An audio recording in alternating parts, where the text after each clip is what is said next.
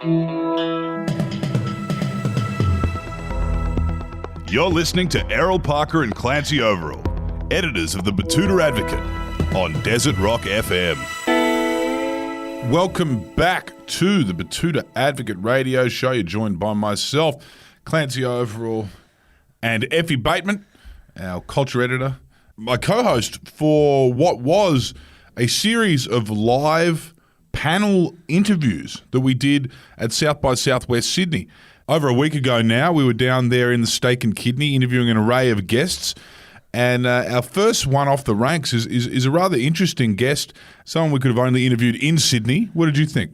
Oh, it was just fascinating talking to who might be one of the most influential figures in Sydney.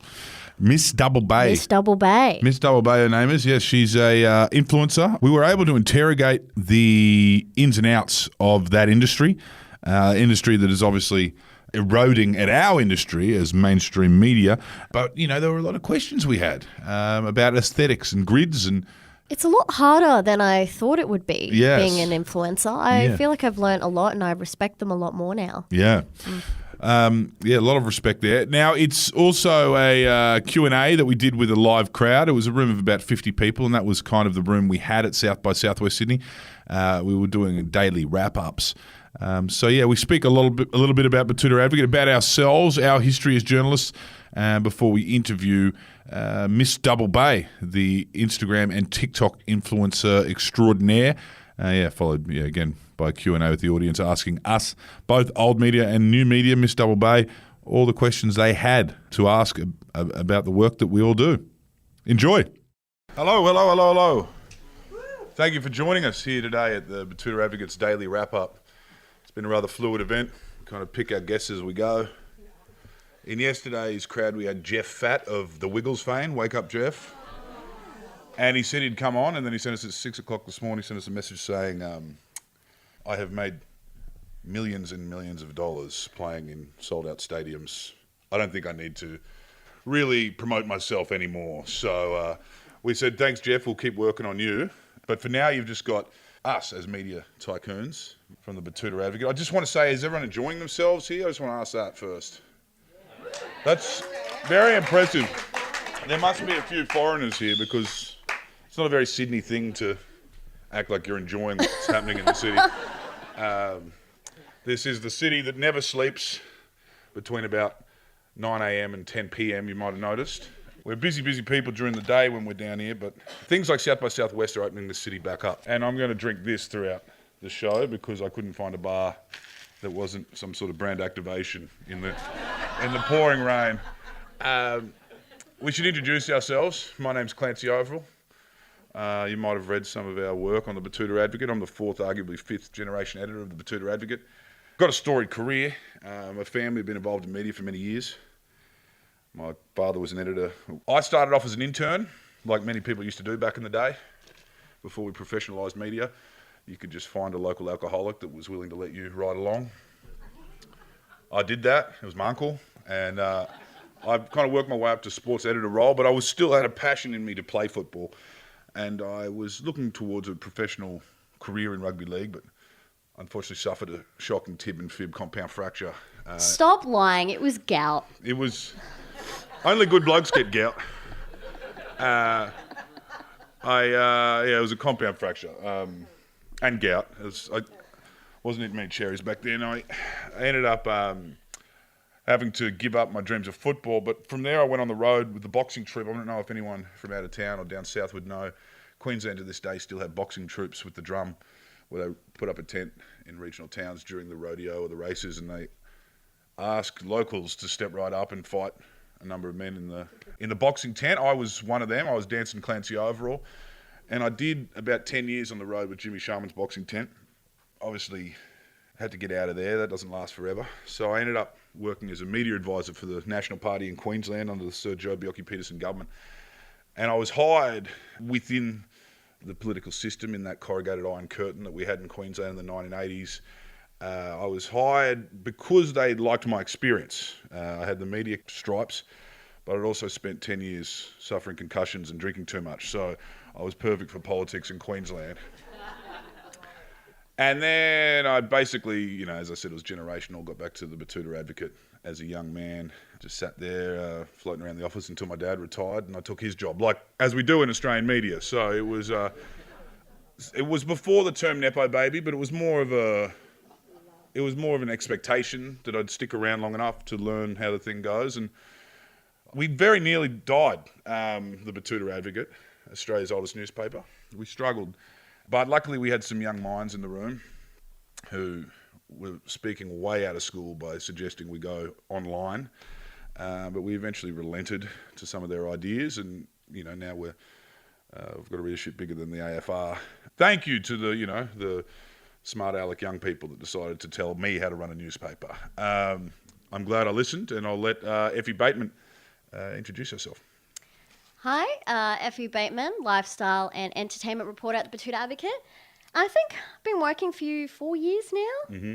So I was a bit down on my luck, and I think you found me sleeping in the back of your ute under a piece of tarp. It had been a gymkhana the day before. Yeah. But he was very kind, and he offered me a job, and unfortunately Wendell, who's not here at the moment, he's been interning for a long time. But you know, modern ways, I kind of surpassed him very quickly, still interning. But he's women's an eternal rights, cadet. 2023. Yeah. And yeah. Cream rises to the top, of course. But Exactly. in this era, Exactly. you were going to rise faster than him, and he's not that bright. The kid, like, he does all right, but she's obviously smarter. So he's now a subordinate, despite being 10 years older than you. Exactly. But this is just media. You know, we run a ragtag operation, and we do well. We do well enough. I want to talk today, though, about a different type of media. We're the old newspaper model. We've made a semi-successful transition online. We've had a lot of fun doing it. You know, we have dreams of being bigger, maybe bureaus. Remember that? When newspapers had bureaus and they'd have journalists in different parts of the world, even different cities. We'd hope to do that one day. We're thinking Tenterfield would be a good place, or maybe Tamworth for a Betoota Advocate Bureau, Coffs Harbour.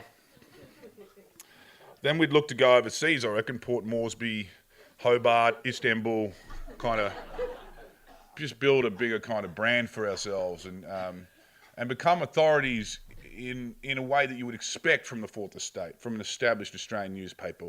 We wanted to get into a position where we decide who wins elections, who wins wars. We wanted to decide who wins referendums, which, as you might have noticed, we lost last weekend. Our agenda was a little bit off with the mainstream, but we want to get to that position where we have full, kind of almost like a puppeteering level of power over Parliament House. We can push our own agenda, and we can effectively not pay tax. We can get, you know, the dream would be to get the $890 million rebate that Rupert Murdoch got off Tony Abbott.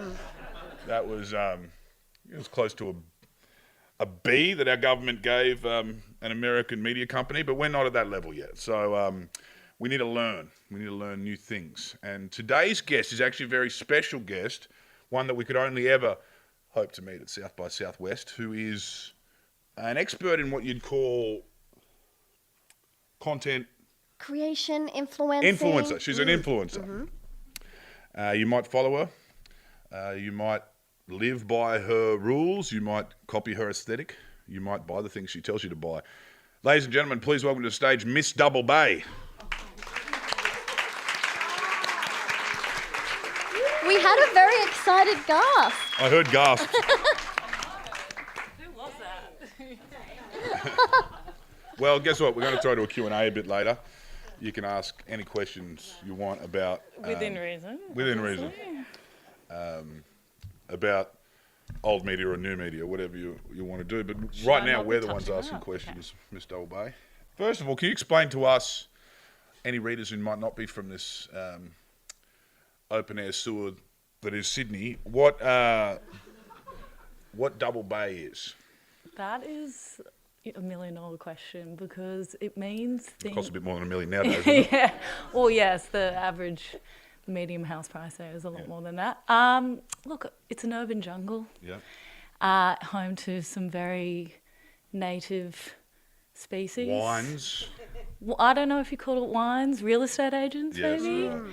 I guess maybe to put it in lame terms, I would say it's the Rodeo Drive of Sydney. Right. The Chelsea. Oh, okay. Yeah. Okay. It's just, it's where the 1%ers are. Okay. Yeah. You mean 1%ers in terms of the people we were talking about earlier, the ones we are aiming to, we'd hope to be one day, in terms of economic 1%ers or cultural capital? Probably a little bit of both. Okay. Yeah. Right. Also, I mean, it's also home to a lot of people who also want to be the 1%ers, but might not actually. Aspirational. 1%. Very Like us. aspirational. Like us. Like us. A lot of characters there. Would Posh and Bex fit in there? 100%. Okay, so we're talking, okay, we understand that demographic. I have heard double bay described as double pay. Or double pay, yes. Yeah. It's a bit steeper. Yeah. Yeah. Oh, yeah.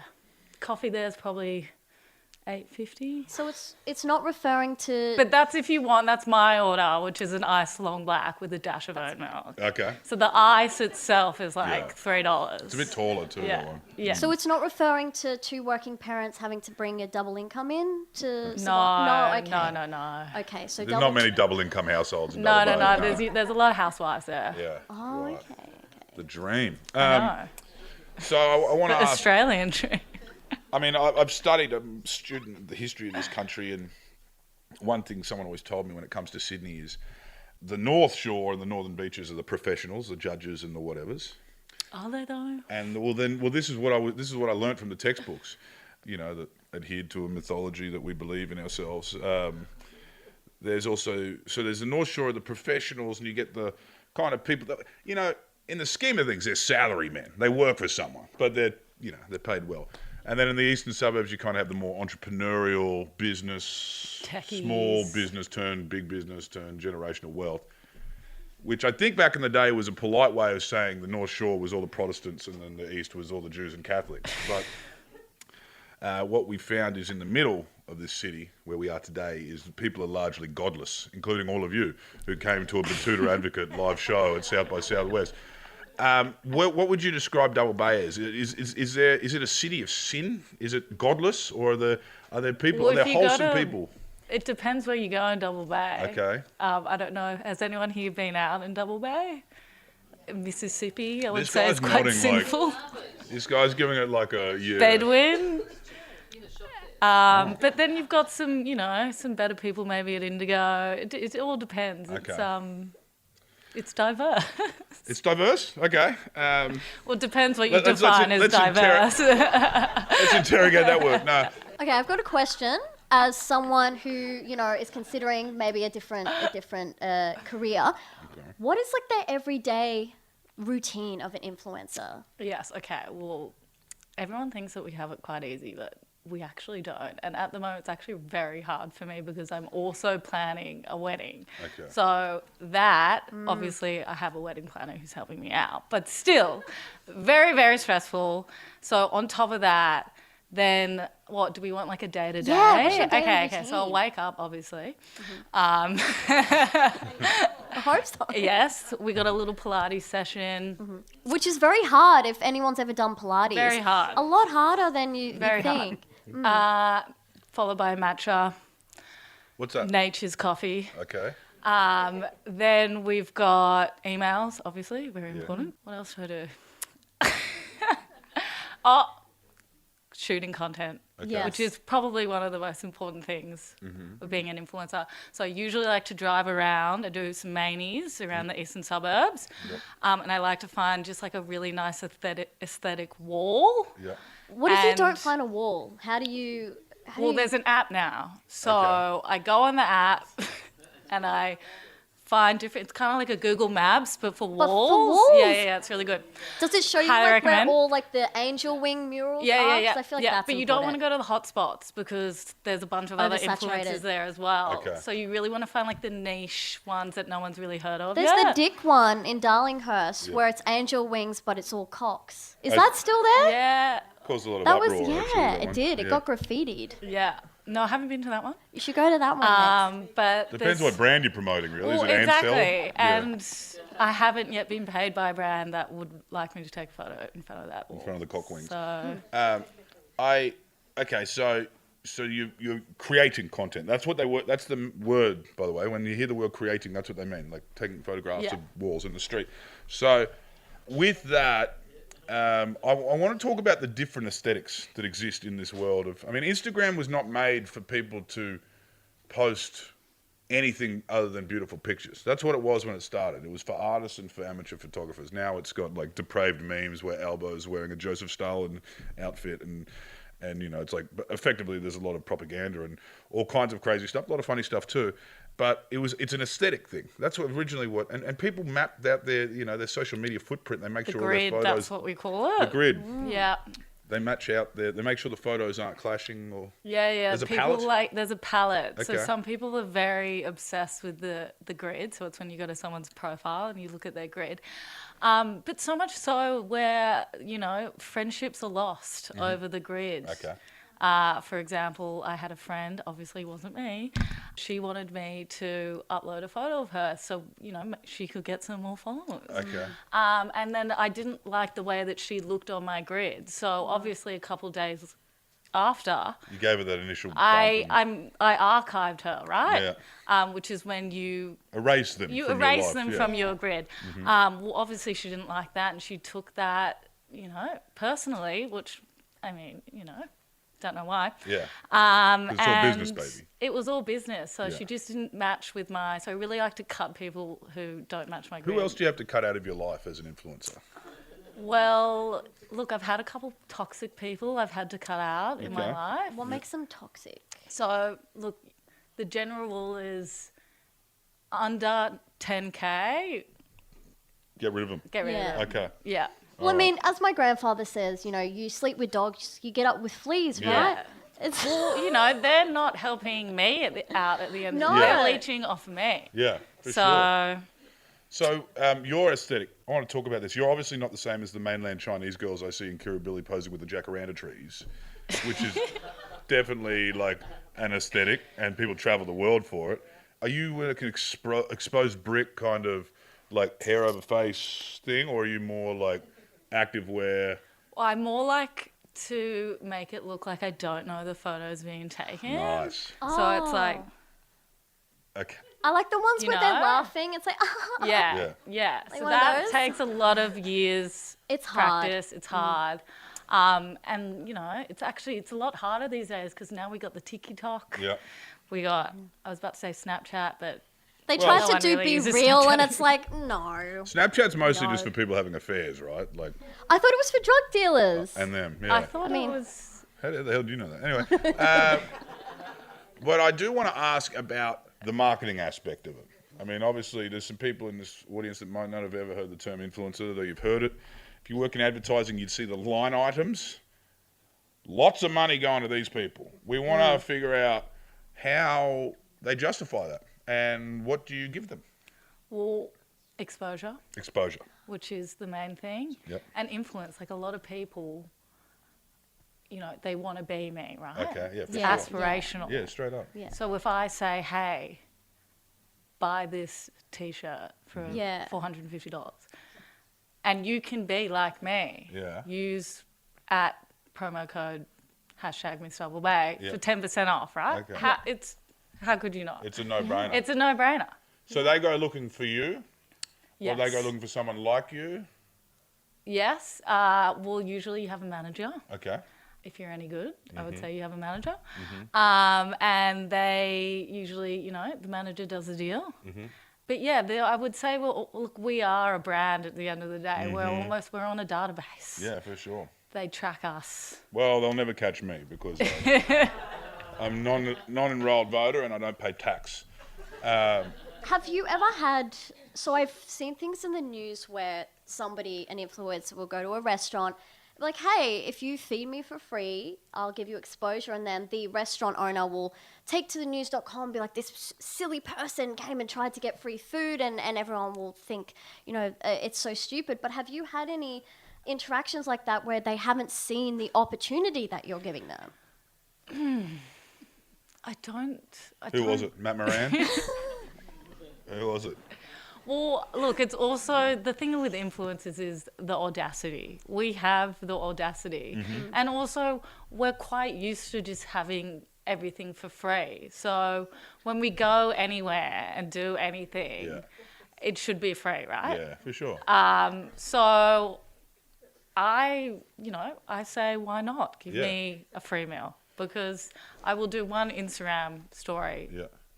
tag you with the caption "Yum" With the burrata exploding. and booked out. Yeah. Gotta have the love For the heart next- emoji eyes Yeah. as well. Yeah. You know, Yeah. best restaurant. So what happens when you meet someone, you meet your maker, where you meet a chef who's got far more social influence? Not many people do, mind you, but there would be people that probably have a little bit more following and they don't think that they need you. Do you have to then come back with like a multi-layered proposal? Well, like, I think it's I'll just eat here being 3 times a week? strategic, Okay. right? Like maybe don't go for the restaurants that you Okay, know. go for the Povo chefs. Go for Yeah. the you know Yeah. the Mum and dad's restaurants. yeah, the ones that actually can't afford to pay for it. Well, no. Like, first of all, they really can't afford to say no to you. That's what you got to go looking they're for. desperate. You got to So sniff out the basically desperate exploit a ones. free meal out of working people. I also want, now that we know the business aspect of influencing, I want to talk about the reason these people gasped when you walked in the room. You obviously speak to an entire generation of woo girls. Can you tell us a little bit about the icks? You really popped off with the icks. Yeah. Can you first of all explain to the people over 32 and a half what ick means? I see. This is the thing. It's a hard one to. It's just a feeling. I Okay. feel like everyone here has gotten an ick before, whether it's from a guy or a girl or just like a cringy situation that just makes you shrivel. Like when they lean over and grab something off your plate on the first date? Yeah. See, to me, I don't find that an ick, Okay. but to you, it obviously is. I got the ick from you the other day because you leant over and I saw your bum crack. Well, that's an ick. you're late. I mean, isn't it functional offices where everyone has the ick for one another? That's a good workplace. Yeah, I think it's more. It's obviously a bit more elevated when it's the opposite sex, Okay, so especially number one- if you're in the initial stages of dating. Number one icks. Well, why don't we toss it around to the crowd All and right, get let's some go. icks from Let's there? get, what's your ick? Stained teeth. Ooh. Yep. Nicotine or red wine? Which one's worse? Nicotine. Yeah. I think we can be a bit more trivial than that. Yeah. It's tiny Tiny hands. hands. See, there we go, tiny hands. I like that's a good one. Yeah. That's a good one. Anyone up the back with any specific icks? Dudes taking selfies. Oh. Yes. you, Yes. Okay. Yeah, I'm on board with that. Yeah. Yeah. Yours is, didn't you say when guys say froth? Froth. I'm frothing a Let's beer. go. Yeah. Milk, drinking milk. Drinking milk? Oh, like a full glass of milk. I'm sorry, but that's fucked up. I do not envy these blokes in Sydney, that's for sure. It's a minefield out there. Now, we're going to throw to the crowd today for a Q&A, effectively. You can ask us about old media or new media. You can ask us about the Betoota Advocate, our storied history, some of the stories we've written over the years, the different politicians we've interviewed, and we'll say there's no cameras in here, so we'll just say whatever the fuck you want to hear. I also have a promo code if anyone wants to ask me about that. And she's also... What else are you selling? You got water bottles or some shit? Yeah, that's pretty much it. Yeah. Water bottles. And myself, obviously. Yeah, for sure. I mean, that's the aim of the game, selling yourself. I wouldn't mind one of those, like they look like horror movie face masks. Oh, the LED ones. Well, those are scary too, but just that Oh, wet cloth that yeah. people wear on their faces. The Scares the LED shit out of me. lights, right? Yeah. Or are you thinking of something else? No, what's just the face mask? The Oh, the yeah. paper. You can literally get them from Kmart for I know. $5. Terrifying stuff. Is there any questions about the state of the media today? We'll answer it for you. I obviously revealed to you about tax fraud at the high level of Australian media. If there's anything else? Oh, we've got one up here. On the Betoota Advocate Presents series, when you open the credits, there's a bunch of files. I'm keen to know what the Barossa Nazis are. Well, we have a complicated history in this country. I think we all know that. We know that there was a large German population living in that particular region of South Australia. We know that Adam Bant, whose family's from South Australia, has a German last name. I'm not at all insinuating that he's a Nazi, but I am insinuating that there's a lot of German heritage in this country that stems from that part of the world. Now, what you don't know, because we don't really tell the history of this country very well, because we basically have a mythology of basically Crocodile Dundee and Paul Hogan. That's the only two people that have ever existed in Australian history.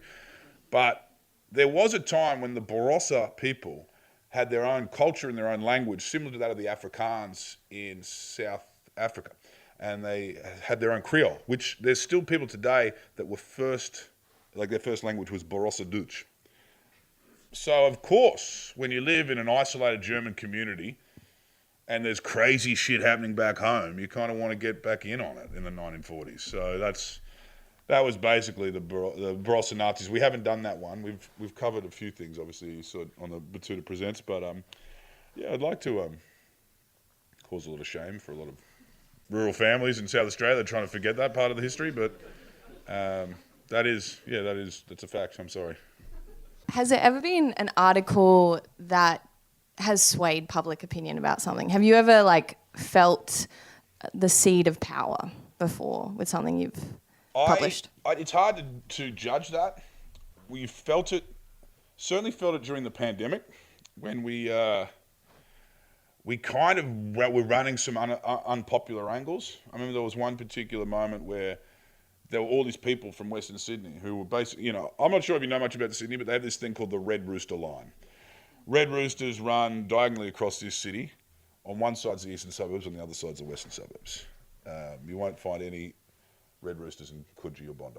They run down Cogra, kind of Hornsby to Cogra, right? And it became very evident to everyone that everyone on the western side of the Red Rooster Line was in lockdown, and all the important people, the judges and the media, on the eastern side of the Red Rooster Line weren't in lockdown. And then eventually, they blew up on the west side of it and they marched through the city. They were derided as anti-vaxxers and they're spreading their virus into the city. What are you doing in here? Get out there. You guys are bogans. You're eating misinformation. You fucking despicable, unwashed pigs. Get out of here. That was basically the sentiment.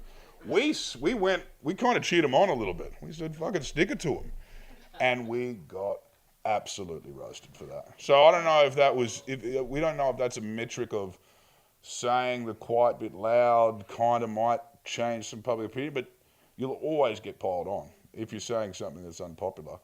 But we are sadistic in the sense that we'll just double down the next day and then triple down the next day because it's fun, it's a sport. But I don't know. I think maybe early days with Tony Abbott's Indigenous envoy role, we might have been able to take the mickey out of him a little bit in a way that wouldn't have been possible if we hadn't turned him into an elder and nicknamed him Uncle Tony.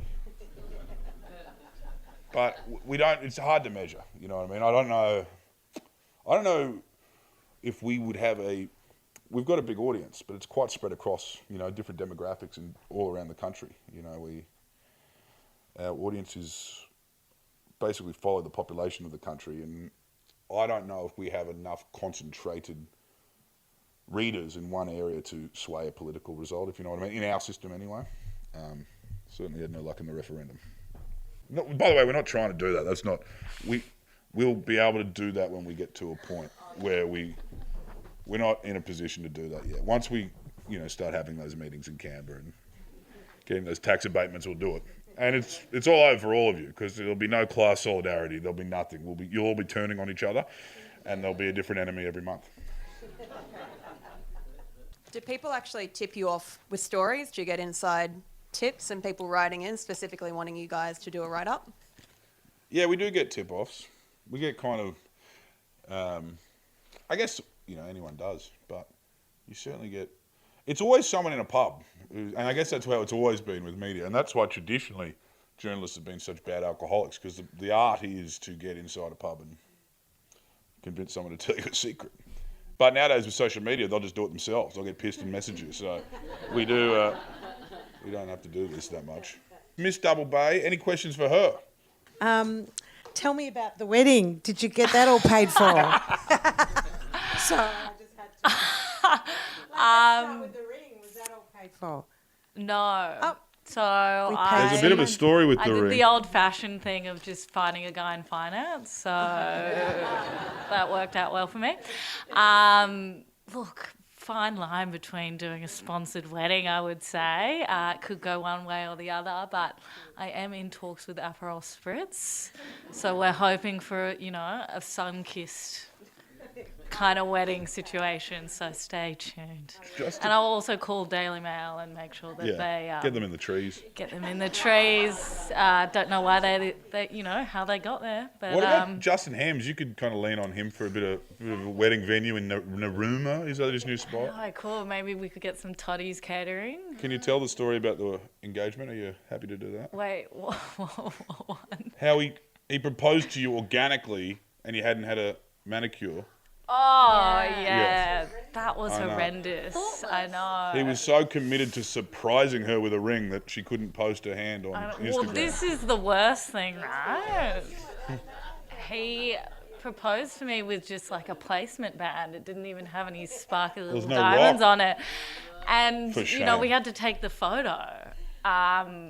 So I obviously waited till I got the ring and then we went and, you know, staged the whole thing again. Everyone else is going. Yeah, so it was really special. Yeah. It was really special. Yeah. Anyone else Thank have you a for your question about the dark arts of influencing for Mr. Obey? I've got a quick one. I'm Double Bay adjacent, but definitely not a 1%er. Oh, Bellevue Hill. So Nice. oh, the working class. the working class. I just wanted to ask, the media is traditionally obsessed with youth and quite critical of ageing. Influencers, as I see them anyway, are typically quite young, beautiful. Have you given any thought to how the art of influencing will age?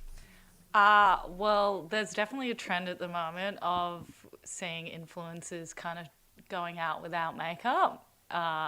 For example, Pamela Anderson just did something at Fashion Week where she went makeup free, but there's a spectrum, right? And today with, you know, Facetune and everything and AI, you don't really even know if what you're looking at is real. So, I don't know, it's a bit scary, I would say. You've seen it, mate. You've seen the softcore pornography turn into mummy blogging. It does. I mean, we followed them on that journey. And who knows? We'll see them soon. They'll be renovating houses. You know, you kind of get to follow them through life, but... Well, there's a, you know, circle of life to influencing, and it starts, you get them hooked when you're young and you're hot. Yeah. And then you take them all the way through to kids, you know, and then... Start a business, maybe, Start a you know, selling business. baby swaddles. you Or know, clothing, Spray whatever. tanning company at home, You yeah. know? Yeah, that's always works. It's the world's your I mean, oyster. and the case in file is that we've obviously all watched the Netflix documentary on Beckham. Is posh. Like all the men that fell in love with her on Ralph magazine are still in love with her to this day, and she's kept them on that journey with the hooks of, you know, her seductress kind of Not smiling. not smiling and asymmetrical haircuts. She's had us the whole time, man. Yeah. Would you say the same for Bex? Has he kept? Well, he's had a lot of work, though. Yeah, Well, he couldn't can't. move his face. He's talking about all that shit. I don't know. I think it's different, right? I feel like there's more men obsessed with David Beckham than there are with Probably. Posh, I would say. I know football fans are a bit weird. But would you say, I was thinking that watching that show, that there was the merging of such huge cultural kind of forces in sport, and the biggest pop star in the world, well, she's one of the biggest pop band in the world, and he was the biggest sports star in the world. They might have been the first influences. Yeah, before Kim and Kanye. They were probably the original Kim and Kanye, minus the... Yeah. Well, minus all the chaos. I mean, Kim's been married a few times. But that also, another tip, get married to a new guy and you can kind of pull a bit from his kind of clout, so you get different audiences. Like the Kardashians will bounce between rappers and footballers, and then occasionally like businessmen. Yeah. They're not far off like the Jackie Onassis Greek shipping magnate, you know what I mean? But I guess that's how you build as a professional socialite. Yeah, well, it's not about what What's you your- know, it's about who you You know. got a finance guy, right? Well, you do. So- Yeah. He won't let me post about him, though, which is so unfortunate. So we've got to talk about AI. Are you ever going to take a photo of yourself again? Or are you going to leave it down to AI to do your job for you? Oh, that's a tough one. Well, I actually just saw that Meta AI thing with Kendall Jenner. I don't know if anyone's seen that, where she's pretty much sold her soul for 2 years and they've made an AI copy of her. So if someone, presents me with that same offer, I would be more than happy to do that. That would have been in the high 100 millions, right? Yeah. Yeah. The world got itself in a hurry. That should be the motto of South by Southwest Sydney. The world got itself in a hurry. Thank you, everyone, for joining us. Thank you, Miss Double Bay. Thank you. And thank you, Effie Bateman.